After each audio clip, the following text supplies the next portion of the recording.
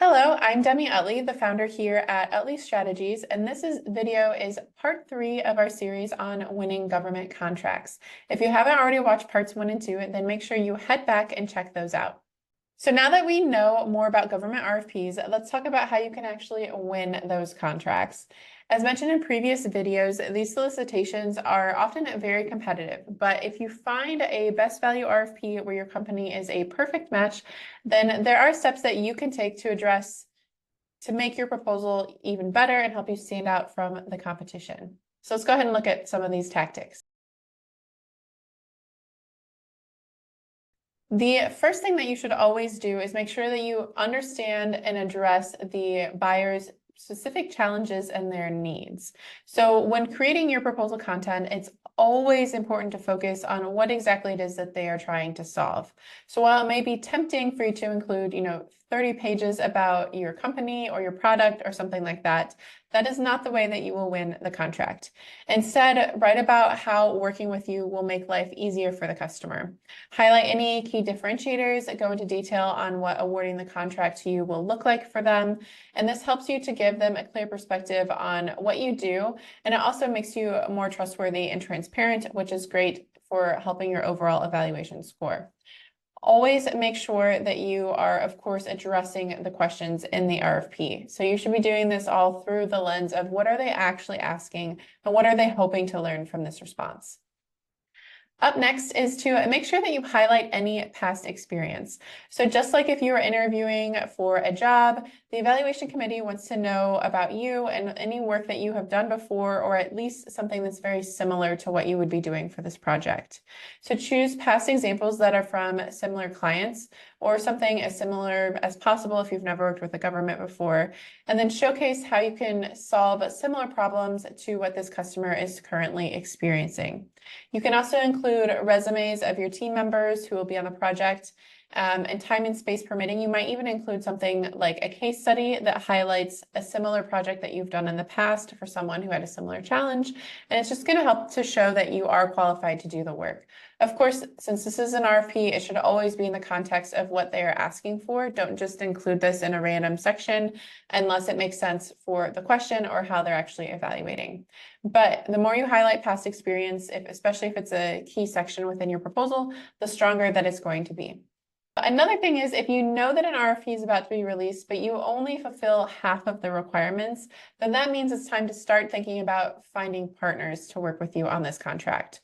So it's really common in the government space for multiple companies to join together to fulfill that contract.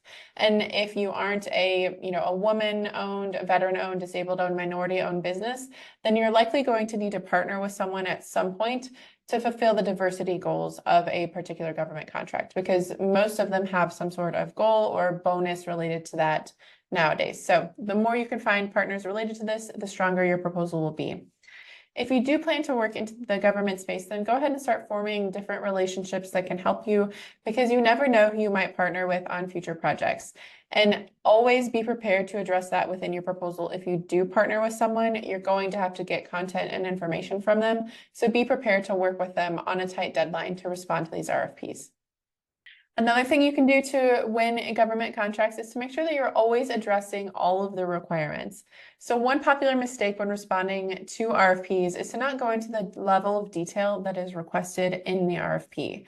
So if there are specific questions that are asked in the RFP, one thing that you can do to make sure that you are giving the right level of detail is to create a point-by-point response where you actually copy the questions from the RFP and then put them in your proposal, and then you actually respond below each of those. So you're answering each question directly instead of having one long narrative that's touching on it, but they have to, read between the lines to find where you're actually answering those questions. This might not be the most on-brand approach. It might not be the most beautiful format, but it does ensure that they know exactly where to find your answers, which makes it easier for them to give you the points that you deserve for your response and helps them to, just make it a little bit easier to evaluate, which is the goal with your proposal. The final tactic today is to make sure that you know the competition. So this is one of the most critical steps of responding to competitive government proposals. As soon as possible, find out who else is bidding and who your competitors are in this space and how they're actually pitching their proposals. So develop a strategy that helps you to create your own proposal that's actually going to stand up to however it is they're pitching their product or service.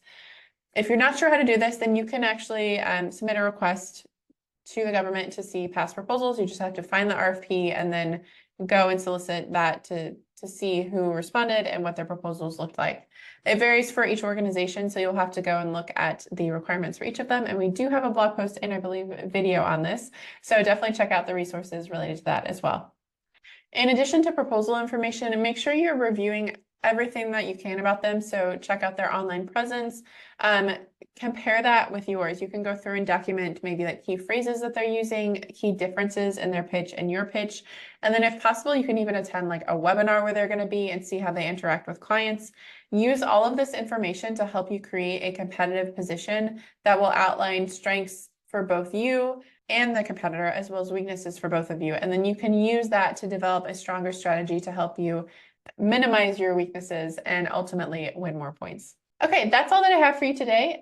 Stay tuned for part 4, where we are going to talk about the process to actually win government contracts.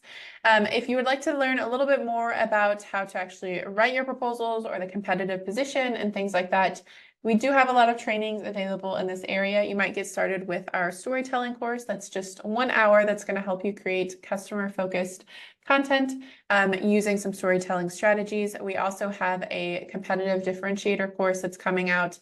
It might be available by the time this video is released, so we will link to it below the video as well. And you can, of course, check out RFPs 101 if you want to learn more about how to actually read through RFPs and respond to them and create your response. And make sure you go ahead and subscribe so you're notified when part 4 is released, and I will see you in the next video.